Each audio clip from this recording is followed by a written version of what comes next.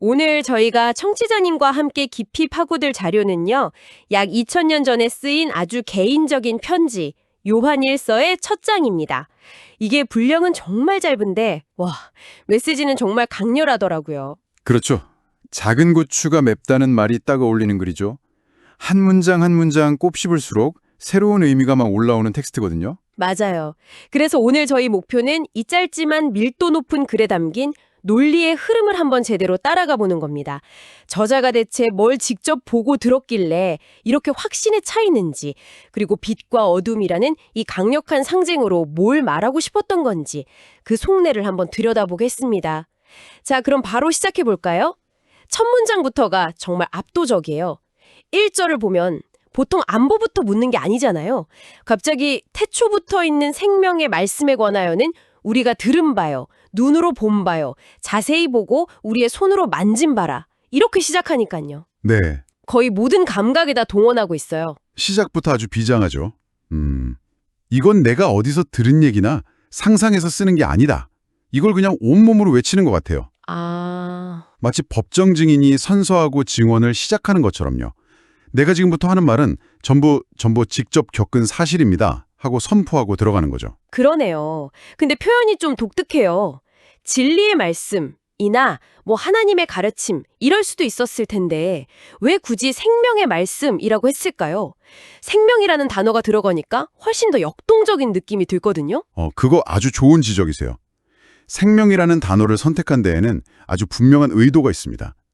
여기서 말하는 메시지가 그냥 죽어있는 지식이나 교리가 아니라 살아 움직이고 경험할 수 있고 심지어는 만질 수도 있는 실체라는 걸 강조하는 거예요. 와, 만질 수 있는 실체. 네, 마치 강력한 에너지를 가진 존재처럼요. 저자는 그 생명의 에너지를 직접 체험했고 그 경험의 충격 때문에 이 글을 쓸 수밖에 없었다 이런 뉘앙스를 풍기는 거죠. 단순히 믿으세요 하고 강요하는 게 아니라 내가 이 살아있는 걸 직접 만져봤습니다라고 증언하는 거군요. 그렇죠. 그게 신뢰를 주는 핵심이네요. 그럼 이 생생한 증언을 통해서 저자가 궁극적으로 바라는 건 뭘까요? 그냥 이게 진짜 사실이에요 하고 알리는 데서 그치는 것 같지는 않은데요. 맞습니다. 그 목적이 3절에 아주 명확하게 드러나죠. 우리가 보고 들은 바를 너희에게도 전함은 너희를 우리와 사귐이 있게 하려 함이니라고요. 핵심은 바로 사귐입니다. 정보 전달이 아니라 관계를 맺자는 초대를 하고 있는 거예요. 사귐이요. 이 단어도 그냥 아는 사이 이 정도는 아닐 것 같은데요. 원문에서는 코이노니아라는 단어를 썼다고 들었는데 이게 어떤 의미인가요? 네, 코이노니아는 요즘 우리가 쓰는 관계나 커뮤니티보다 훨씬 더 끈끈하고 깊은 개념이에요. 그래요? 네, 그냥 SNS 친구나 동호회 멤버 같은 관계가 아니라 이건 거의 한솥밥 먹는 가족 아니면 생사를 같이 하는 스타트업 창업 멤버들처럼요. 와, 모든 걸 공유하고 깊이 연결된 상태를 말하는 거죠. 기쁨, 슬픔, 자원, 비전까지 모든 것을 함께 나누는 아주 유기적인 관계예요. 스타트업 창업 멤버 비유가 확 와닿네요. 모든 걸 걸고 함께하는 관계. 그런데 그 사귐이 저자와 독자 사이에서만 끝나는 게 아니죠. 그렇죠. 바로 그게 이 글의 스케일을 보여주는 부분입니다. 3절 뒷부분을 보면 우리의 사귐은 아버지와 그의 아들 예수 그리스도와 더불어 누림이라고 말해요. 즉 저자와 독자가 맺는 이 수평적인 코이노니아는 사실 하나님과 맺는 수직적인 코이노니아의 뿌리를 두고 있다는 겁니다. 저자는 자기가 경험한 그 신과의 깊고 친밀한 관계 속으로 당신을 초대하고 있는 거예요. 그렇군요. 결국 이 모든 생생한 증언은 나와 함께 이 놀라운 관계에 동참하지 않겠어요? 라는 하나의 초대장이었던 셈이네요. 맞습니다. 그리고 그 초대의 최종 목적지가 4절의 충만한 기쁨이고요. 개인적인 체험으로 시작해서 공동체의 관계로 초대하고 그 끝에는 충만한 기쁨이 있다. 이 흐름을 알고 나니까 글 전체가 다르게 보이기 시작합니다. 네.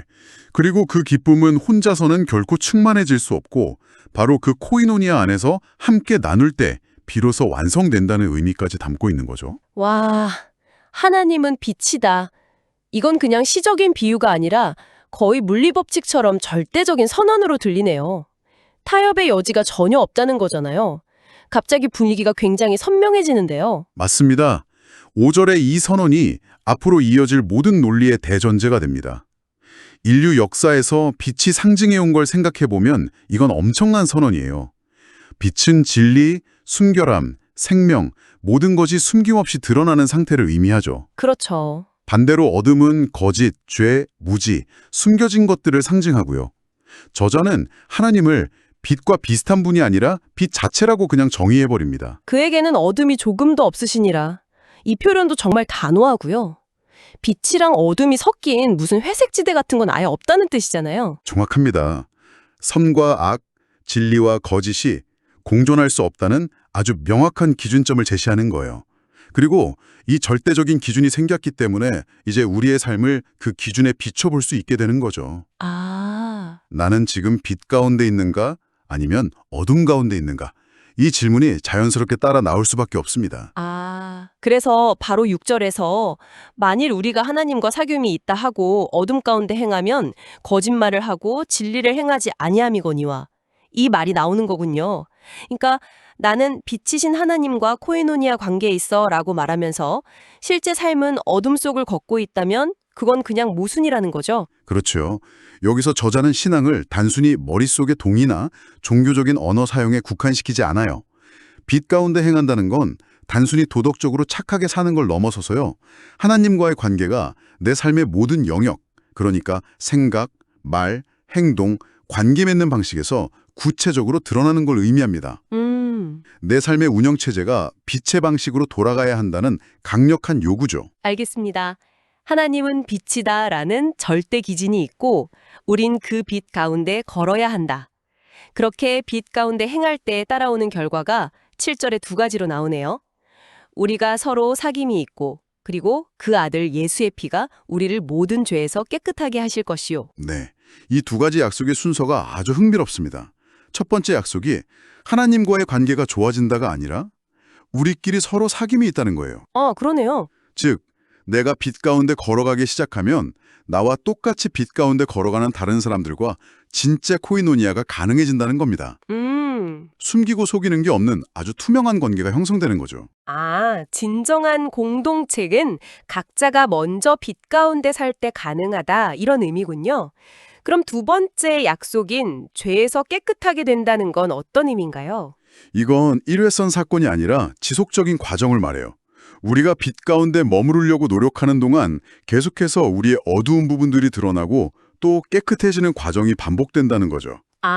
마치 햇볕에 빨래를 계속 널어두면 점점 더 하얘지는 것처럼요. 네, 바로 그거죠. 결국 신과의 수직적 관계가 인간 사이의 수평적 관계와 개인의 내면 상태 모두에 직접적인 영향을 미친다는 걸 명확하게 보여주는 구절입니다. 좋습니다. 하나님은 빛이다라는 기준이 있고 우리는 그 빛 가운데 걸어야 한다는 것까지 이해가 됐습니다. 근데 여기서 바로 현실적인 문제가 생기잖아요. 나는 괜찮은데 나는 뭐 어둠 속에 있지 않아 라거나 자기 문제를 애써 외면하는 사람들도 분명히 있을 텐데요. 저자도 그걸 예상했는지 바로 그 지점을 파고드네요. 네, 아주 날카롭게 파고들죠. 저자는 독자들이 가질 수 있는 두 가지 자기 기만을 정면으로 다룹니다. 첫 번째가 8절, 만일 우리가 죄 없다 하면 스스로 속이는 것이요. 이건 자기 자신을 속이는 문제죠. 이거 약간 SNS에서 완벽하고 행복한 모습만 보여주려는 현대인의 모습과도 좀 겹쳐 보이네요. 자신의 어두운 면이나 실패는 어떻게든 숨기려고 하잖아요. 아주 적절한 비유입니다. 2000년 전에나 지금이나 본질은 비슷한가 봅니다. 네. 그리고 저자는 여기서 한 걸음 더 나아가요.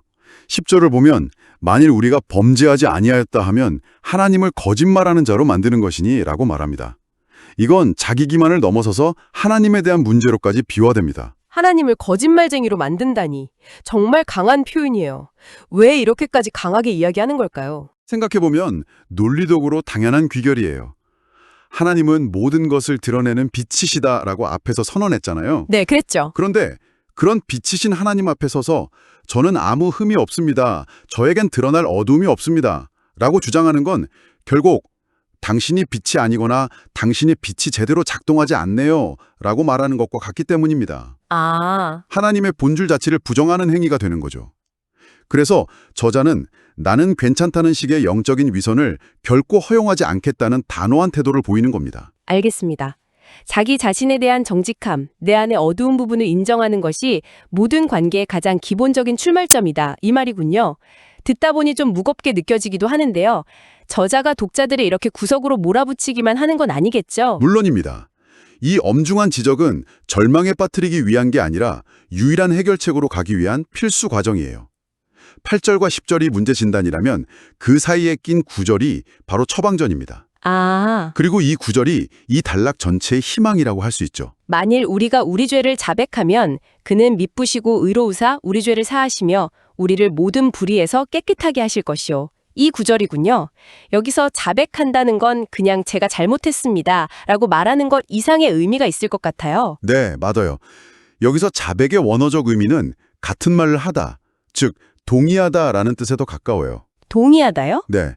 하나님께서 빛으로 내 안의 어두운 부분을 비춰주시면서 이것이 어둠이다라고 하실 때 네, 맞습니다. 그게 제 안에 있는 어둠입니다라고 정직하게 인정하고 동의하는 행위를 말합니다. 아, 더 이상 숨기거나 변명하지 않고 그걸 빛 가운데로 스스로 가져오는 거죠. 정직하게 인정하고 드러내는 것. 그게 조건이군요.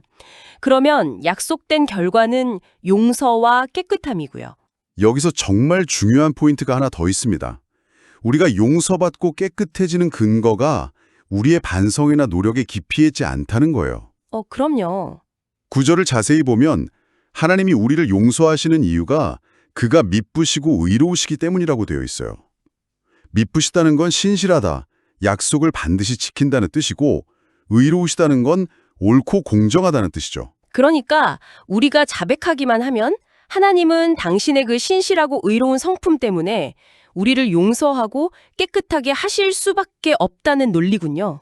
바로 그겁니다. 용서의 근거가 나에게 있는 게 아니라 하나님께 있다는 말이네요. 바로 그거예요. 그래서 이것은 흔들리지 않는 확실한 약속이 되는 거죠.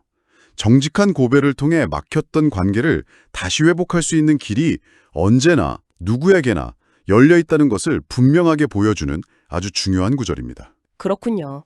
오늘 이야기를 정리해보면 우리는 한 목격자의 아주 생생하고 감각적인 증언에서 시작했습니다. 그 증언의 목적은 코이노니아라는 깊은 사귐으로의 초대였고요. 네, 그 사귐의 기준이 되는 하나님은 빛이시다라는 절대적인 선언을 살펴봤습니다. 그리고 그 빛이 어떻게 우리 삶의 어둠을 드러내는지, 또 그 어둠을 정직하게 자백할 때 어떻게 용서와 깨끗함의 길로 나아갈 수 있는지 그 촘촘한 논리의 흐름을 따라와 봤네요. 네. 이 짧은 글의 구조는 청취자님께 하나의 일관된 사고방식을 제안하는 것 같아요. 체험에서 시작해서 보고 들은 바, 계시를 접하고 하나님은 빛이시다. 그것을 삶에 적용하며 빛 가운데 행하라. 부딪히는 문제, 죄 없다 하면에 대한 해결책을 찾는 자백하면 용서하신다. 과정이죠. 머리로만 아는 지식이 아니라 삶으로 살아내는 진리를 이야기하고 있는 겁니다. 결국 자신이 믿는 바와 살아가는 방식이 얼마나 일치하는지 스스로 돌아보게 만드는 아주 강력한 거울 같은 텍스트네요. 맞습니다. 그런데 여기서 처음으로 다시 돌아가 보면 한 가지 흥미로운 점이 발견됩니다. 저자는 4절에서 이 글을 쓰는 궁극적인 목적이 우리의 기쁨이 충만하게 하려 함이라고 분명히 밝혔거든요. 아, 맞아요. 그런데 우리가 방금 살펴본 내용은 죄, 거짓말, 자기 기만, 자백 같은 결코 가볍거나 즐겁지 않은 주제들이었잖아요. 그러게요. 보통 기쁨을 얻으려면 어둡고 불편한 건 피하려고 하는데 이 글은 정반대의 길을 제시하고 있네요. 바로 그 지점이 이 글의 가장 놀라운 통찰일 수 있습니다. 진정한 기쁨으로 가는 길은 즐겁고 기쁜 일들을 통해서가 아니라 가장 불편한 진실, 즉 자신의 어두움을 정직하게 마주하는 데서 시작된다는 역설이죠. 그래서 청취자께서 한번 생각해 보실 질문을 던져드리고 싶습니다. 이처럼 자신의 연약함과 어두움을 철저하게 직면하라는 메시지가 어떻게 역설적으로 충만한 기쁨의 원천이 될 수 있을까요? 저자는 이 정직한 자기 직면과 충만한 기쁨 사이에 어떤 연결고리를 보고 있었던 걸까요?